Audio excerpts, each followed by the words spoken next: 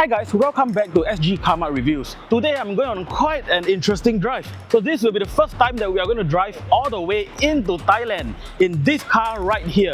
And there's something a little bit different about this trip. Yes, we will be making the journey of almost 1,000 over kilometers. But with this car, we're only going to do it in just one tank of fuel because this is the J7 plug-in hybrid. They call it the super hybrid system because, well, over 1,000 kilometers on one tank of petrol, is that not super? Well, I'll find out more when I'm on the drive later on. See you!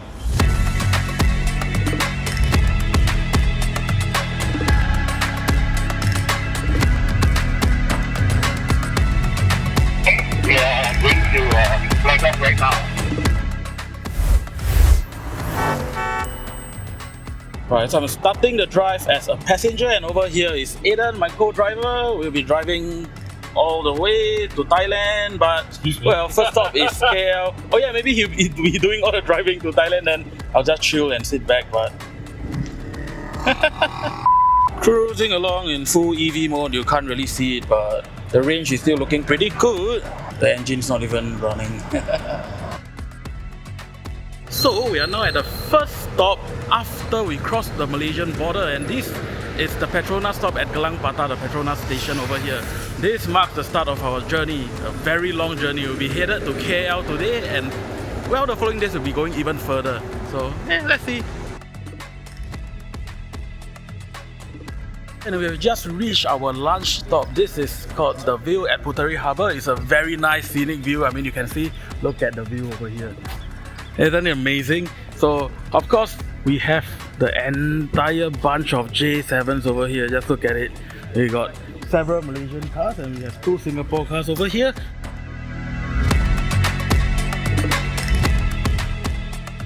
Done with lunch, and we're heading back towards our car and continuing on our journey, which I believe is a section of B roads. So let's see how this car handles. Yeah, so we're heading towards Air Hitam using the B roads. So with this, the organisers, they wanted us to get to experience a little bit more of the handling and the driving of the Jaecoo J7 and not just the cruising capabilities. So yes, there will be some twists and turns and whatnot. I'm definitely looking forward to that. But this also means that we need to take another different approach to saving fuel and energy. Because, well, at these lower speeds, drafting don't really work that well. What you want to do is, we just don't brake as much. We make full use of the regenerative braking instead, and we try to get a nice racing line of sorts so that we don't scrub off way too much speed by trying to corner very hard or anything. And this way, I think we are on our way to something because it sure is looking pretty good right now. So we are now at the Pago rest stop over here. So the car, it has been quite a drive, man. I mean, we are taking it really slow and steady. We've been drafting behind some trucks, making sure that we do not consume energy or fuel unnecessarily. So if you can see, let me try to turn the camera over here. Can you see it? Right now you can see that we have driven about 220 kilometers and our remaining range is 1,076. Yeah, my mathing, I guess. So that adds up to quite a fair bit. We are looking at 1,200 plus, close to 1,300 km of range, total range.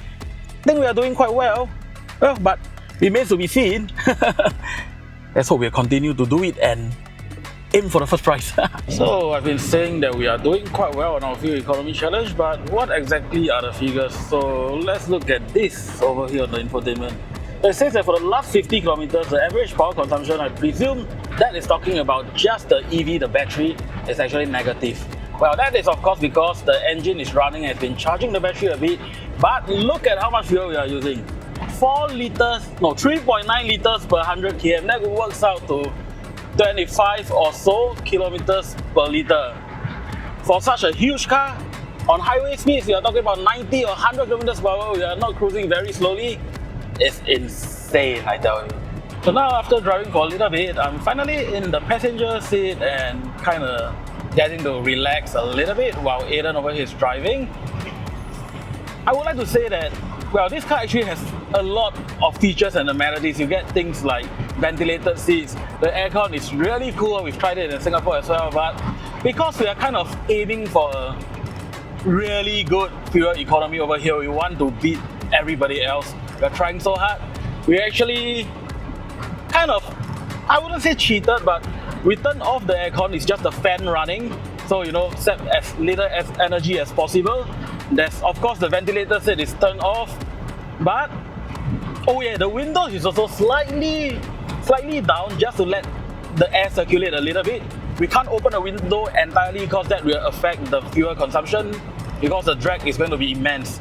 So even with the windows down, one thing we've noted is the insulation is really quite good. I mean, the windows not totally down, you can hear that fluttering of the noises here and there. But it has been quite a quiet ride despite the windows being left ajar. And ride quality wise, this is an SUV. In my personal opinion, most SUV, they are kinda, you know, what you call this, stiff riding because of the increased ride height and everything. But on this expressway, the ride quality is just nice, I would say. It's definitely not as hardcore as like a hot hatch, you know, like a Golf GTI or something. This is definitely way more comfortable than that.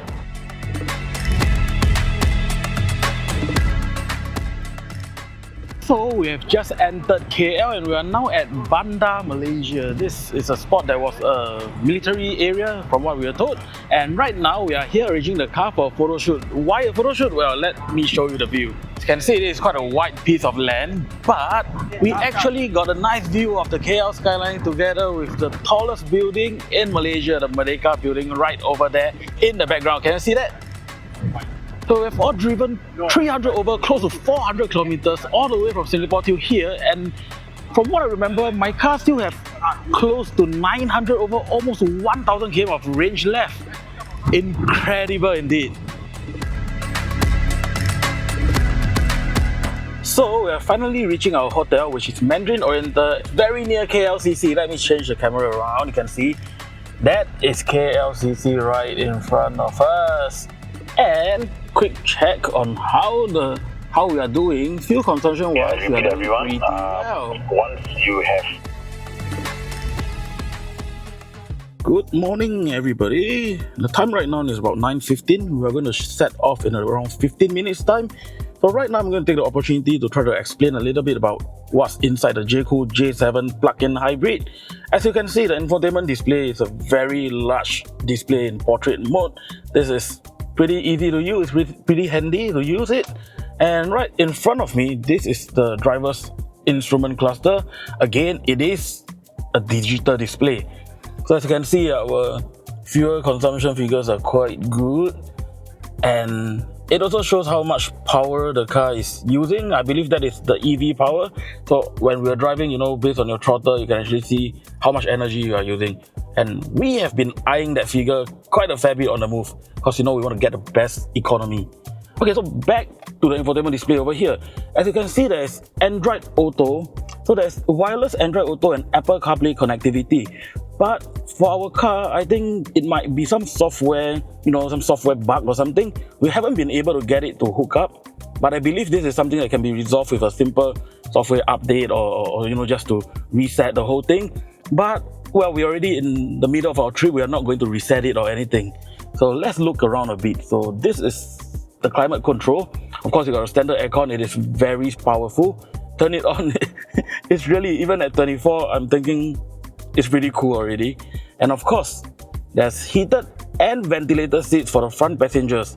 This is something that's godsend in this crazy weather that we have in this area. So a little bit about other things, let's explore a little. So inside the settings, there's quite a bit of settings. In this new energy setting, you can actually see the power flow from the engine, from the motor, the battery and everything. You click this, you can even see the entire energy consumption list. The total range actually includes everything, both the engine and the motor. So that's how we are actually using it to calculate, you know, whether we are doing well. As you can see, very good fuel economy over here. So of course, there's a lot of settings that you can do. Yeah, I mean, there's wireless charging pads over here, you know, but we are not using it because we don't want to waste the electricity in the car. Brake pitch control, I was wondering what this was. So it seems like what it does is when you brake and get the car to slow down and stop, suspension will actually minimize the pitch, you know, because with a tall riding SUV and if you brake rather hard, the car might actually nosedive a little. It seems like this is a feature that will actually control that. What else do we have? Head-up display. Yes, there is a head-up display, but once again, we are not using it because we are trying to maximize the range. Driver assistance. You can see there is a lot of driver assistance here. Forward collision warning, standard stuff, emergency braking, cross traffic assist, lane departure, all these things. This car actually has adaptive cruise control. You can see the controls over here. A bit difficult. There you go. That's adaptive cruise control. There's lane. Also, there's a little bit about what the Jaecoo J7 has. And as you can see, the interior is also a pretty premium and nice place to be in. You got soft touch things everywhere. Soft touch leather. No, this is not leather, but it's a soft touch material over here. Center console, this feels something like leather material of sorts. Overall, this is a comfortable place to be in. Even though we've been setting the aircon to a really warm temperature and turning it off sometimes, just so we can squeeze out the economy. But yeah, it is still a comfortable place to be in for sure. Right now, we are moving out from Mandarin Oriental Hotel, headed to our next destination, which I believe is Ipoh. And let's have a quick Super status before I continue. glance at our energy All consumption. cars departed the hotel. From what we are calculating, we will be able to do like 1,300 over km. So yeah, everything's still looking good, looking pretty sweet. We're So we have just exited the toll and gotten onto the expressway. We haven't even merged onto the North-South Expressway, and our range, our pure engine range has just dipped below 900 for the first time. It is pretty impressive actually, because we have driven a total of 413 kilometers so far, and we still have over 900 kilometers of total range. So, well, I don't think you can do this with many other cars. It is pretty cool. This is actually the first time that I'm in a car past KL, further up north. So now we're having a break at a petrol station, but as you can see, there's something different. None of us are pumping petrol. Yeah, that is the difference here, because these cars, the range is insane and it's really showing what it's good at right now. You can see we have an entire row of J7s over here. None of us need petrol. Feels a little bit surreal. Alright, so I'm back behind the wheel once again after being passenger princess for a while. So now we are headed towards Ipoh, and after leaving KL, this is like after we have taken our first break. So a little bit I want to share about driving in Malaysia and whatnot, because we've been driving here for the past yesterday and today, and yeah, we've been doing quite a bit of Malaysia drive as well. So the thing about driving on the expressways in Malaysia, some of you who have never done it before, you might think that it is something scary. It's very daunting, because the speed limits are a bit higher. There's different kind of drivers around. There are a lot of heavy vehicles. Actually, it really isn't that bad, because what you have to do is, you just, as always, you got to be cautious. Don't do silly actions, you don't do any sudden maneuvers. If you want to overtake, make sure you signal, you check, make sure your blind spots, everything is all clear before you make the movements. It's really what the driving school taught you. So if you are intending to drive into Malaysia and you've never done it before, don't worry so much. Just be safe, be courteous, drive, follow the limit, everything, so you won't get into trouble, and you'll be fine. It really isn't that difficult, so yeah, no worries, man. So we've just pulled up at our lunch stop in Ipoh. It's called the SGT House Cafe. And a quick range check. Our range is looking pretty promising. So we are not actually using the boot at all, but as you can see, the J7 actually has a rather massive boot over here. Can fit a lot of things. Let's see. Look, there's even more storage space below the boot floor. Of course, you can knock down the seats if you need to load something huge like a bicycle or something. As you can see, it's pouring out there and visibility isn't really that great.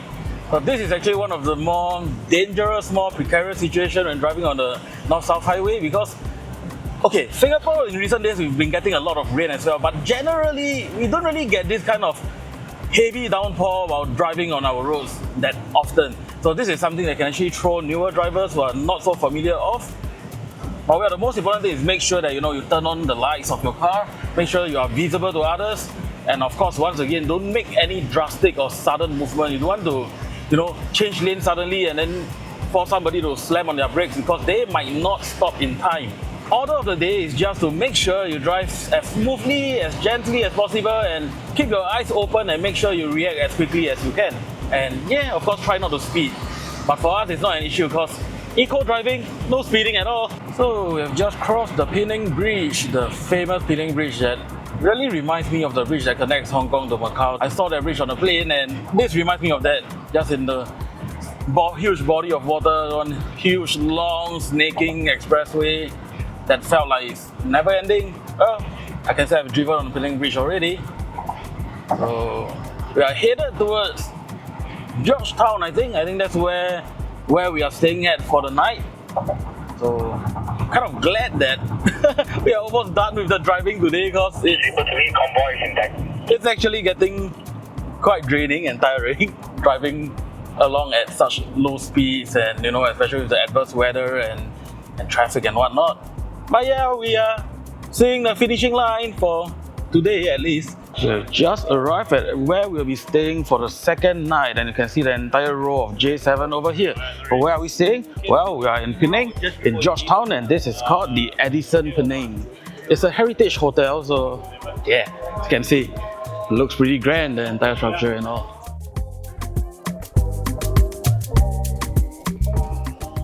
Today is going to be quite an exciting day because it will be the day where we drive and cross the border into Thailand. This is the first time for me and we'll be driving up to Hat Yai. We've been driving should be around 700 or so kilometers so far. So this is going to be the last leg of our trip. We're going to reach Thailand. After that, we are going to fly back to Singapore.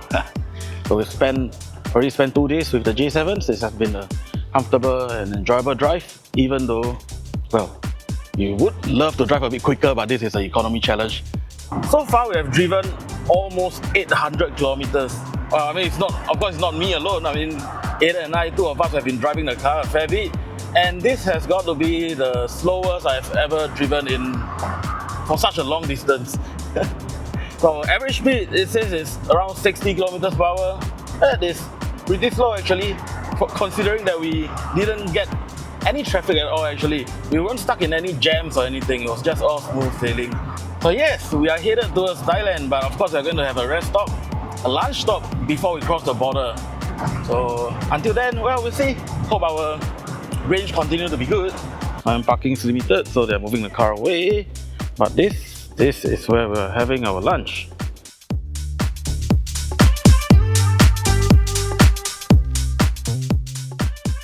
Thailand, here we come! We are now at the Thai immigration checkpoint and we are waiting to drive our car across the border and enter Thailand. The entire row of J7s are here.